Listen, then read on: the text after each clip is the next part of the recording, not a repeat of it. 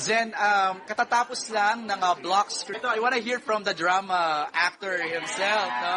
Pao, ano masasabi mo kay Vice?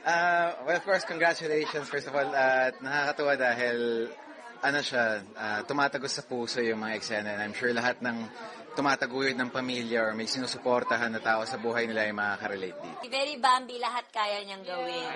Congratulations, Vice. Live na live yun? Live yun? Ang dami namin sinabi. Natanggal ko na ba yung Pinalik ko na. Itong tayo ni Paolo. That you are the reason